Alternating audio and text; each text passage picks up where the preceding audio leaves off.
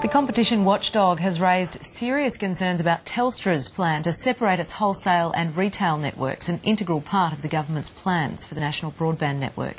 Malcolm Turnbull is the opposition spokesman for communications, and to discuss this he joins us now from Sydney. Mr Turnbull, good morning. Good morning. How serious a touch-up is this from the ACCC to Telstra in your view? Well, I think it's very serious. The NBN Telstra deal is one that has been put together by Senator Conroy. He's cut corners. He has abandoned all commitment to competition in the telecommunications market, all as part of his desperate effort to get the NBN project approved. I mean, consider this. For decades, for generations in fact, we have been committed to ensuring there is a competitive telecommunications market. We've been wanting to make the market more competitive because that's what delivers lower prices. And we've seen a massive drop in internet access prices over the last 5-10 years. What this government is doing, and this is what the ACCC is bucking or pushing back at, what this government is doing is eliminating all competition. Part of its deal requires Telstra not to promote broadband wireless as an alternative to the NBN, and also prohibits Telstra, and Optus for that matter, from using their HFC pay TV cable networks to deliver broadband or voice, because if they were to do so, that would compete with the NBN and require it to offer access at lower prices. So what we're seeing is a perversion of the whole economic reform agenda over several generations in order to prop up the very shaky economics of the NBN. OK, well, Telstra will now have to act. They'll have to reinsert these conditions into the rollout of the NBN. This, in the end, will be a pretty short hiccup, won't it? And we'll get the NBN rolling out as per schedule. Well, I don't know whether it'll be a short hiccup or not. You see, what the ACCC has raised a lot of issues. I've mentioned a couple relating to wireless and HFC. They've also sought to have an unequivocal, overarching commitment from Telstra that it will provide equivalence of access, equal access in terms of conditions, price and everything else to its copper network to other telcos as it does to its own retail business. Because you've got to remember, even if the NBN were to be completed on schedule, and there is nobody in the industry that believes it will be, nobody that I'm aware of. In fact, it's running about 10 months behind already. But even if it is completed on schedule, it won't be till after 2020 that it is complete. So you're talking about a good decade of Telstra still being the dominant fixed line provider.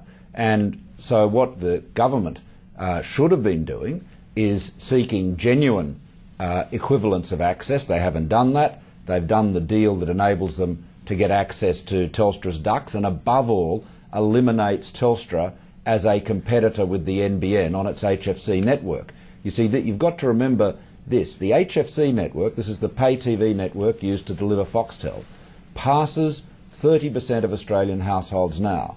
Now, it can and it does, particularly in Melbourne, deliver broadband at very high speeds, as high as those nominated for the NBN. So to eliminate it removes the competitive pressure that would keep the NBN affordable. But when you look at what the NBN is saying, they have gone to the ACCC themselves and said, we'll keep the price of our lowest speed product, the 12 megabits per second speed product, flat for 5 years, but for every other product we reserve the right to increase that price by CPI plus 5% every year for 30 years. Now, we've seen prices coming down dramatically over the last 5 years. We're going to spend $50+ billion of taxpayers' money, and what will we get in return? A rotten investment for the taxpayer, and for the consumer, prices going up again, because the NBN will have both the incentive and, as a monopoly, the means to charge higher and higher prices. OK, Telstra is indicating it does plan to proceed with a shareholder vote in October to sign off on this NBN deal, even though these regulatory issues may be unresolved. In your view, should Telstra put off that shareholder vote? Well, look, it is not uncommon for companies to get shareholder approval subject to regulatory approval, but what that means is that whatever deal they put to shareholders will have to be the deal that gets approved or not. So they limit their flexibility enormously. So they would have to have a bargain or an arrangement that they were basically giving to the ACCC on a take it or leave it basis.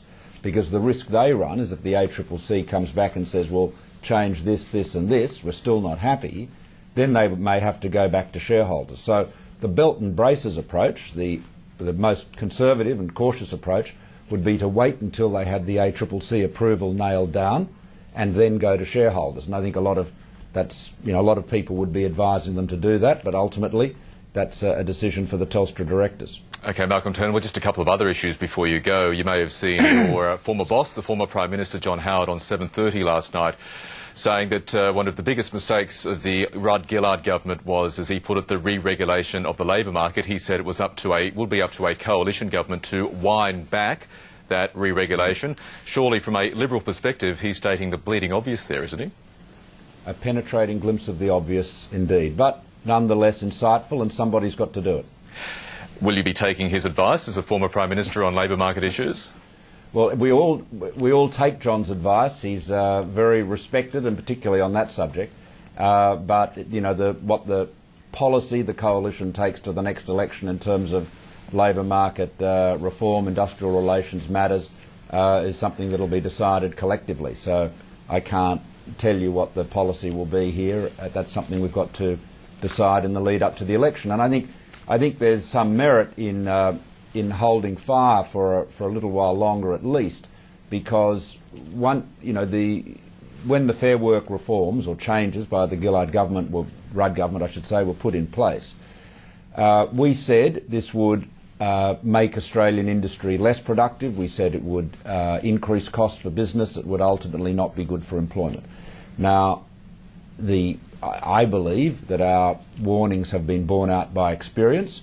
Others may not be so convinced. So let's live. We can't change these changes from opposition. So we'll have a bit more experience of them between now and the next election, and then be in a much better position both to frame and indeed to advocate the changes that will be necessary to reintroduce a measure of flexibility. Because you've got to remember that Kevin Rudd's reforms or changes turned the clock back, not just back past work choices, but right back, and indeed rolled back reforms that had been made by John Howard in earlier times, and indeed by Paul Keating. So it was a real rollback of economic reform, of labour market reform. And it's a bit, the NBN point that I was addressing earlier is in the same vein. You know, we're seeing this government turning back the process of economic reform by many decades in a range of areas. This is not a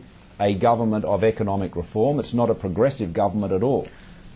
And just quickly, the WikiLeaks cables continue to be released. You, as you probably would be aware by now, got mentioned in dispatches in this latest treasure trove of documents. They relate to US consular officials relating conversations with senior Liberals about the time you were aspiring to the Liberal Party leadership, with those Liberal MPs telling their US friends that they were supporting you only to set you up to fail. What do you think about that? Well, it's gossip, right? There's plenty of political gossip around, and that's some gossip that's been recorded in a diplomatic cable. So they're great colleagues to have, though, aren't they? Those sort of colleagues. Oh yes, they're wonderful. They're wonderful. I'm very lucky to have them. Everyone. So is the Malcolm Turnbull leadership baton firmly back in the Malcolm Turnbull knapsack? The journalistic desire to get me to say something about leadership has not left your knapsack, that's for sure. So no, I will let that. I'll kick that ball into the long grass, if you don't mind. Okay, well, I'll leave that analogy there. But just quickly on just one very other quick issue before you go. What do you make of this seemingly increasingly ugly mud fight we're seeing in full public display this morning between News Limited and the Gillard government? The Prime Minister very unhappy about a column in Monday's edition of The Australian. The Financial Review this morning reports the Gillard cabinet is meeting to consider, quote unquote, going to war against News Limited. I mean, I don't know whether that's true or not, but I think there are bigger issues for, to say the least, bigger issues for the Gillard government to address than fights between the Prime Minister and newspapers. Look, relations between politicians and the media are always scratchy. It's probably a good thing that they are. Sometimes the politicians are unreasonably sensitive. Sometimes newspapers, indeed even the ABC, go over the top in their criticism and are unfair. So it's a constant friction. But really, there are so many big economic issues facing Australia today. We are in the midst of an unprecedented mining boom. Why are we not saving more of the boom? What are we going to have to show for the boom when it ends, as it most assuredly will? What are we going to do about industries, both not just manufacturing but service industries as well, service sectors as well, that are being damaged very seriously by the very high Australian dollar that of course is being driven up by the mining boom itself. These are huge issues of economic management and adjustment, and really if the Cabinet is spending more than a few minutes over morning tea chatting about the Australian, they are really derelict in their duty. They should be focused about, they shouldn't be worried about the next election. They should be worried about doing the job they're entrusted to by the Parliament today, which is managing the Australian economy. And so far they've neglected that. We've talked about how they've rolled back economic reform and industrial relations. We've talked about their extraordinary mismanagement of the NBN, which, by the way, is going to involve the expenditure just this year of over $3 billion. And what are we going to show for it? Higher prices is the ultimate outcome. Yep. All of that is what they should be focused on, getting the economy right, rather than, Julia Gillard's wounded feelings. OK, Malcolm Turnbull, thank you very much for that. And thanks, by the way, for the picture of your dog. We'll get to that later as part of our great dog debate this morning. Oh, really? OK. Well, that is Melly, the dog, who has one eye and 3 legs. So she's a very resolute little canine. Thank you very much, Malcolm Turnbull.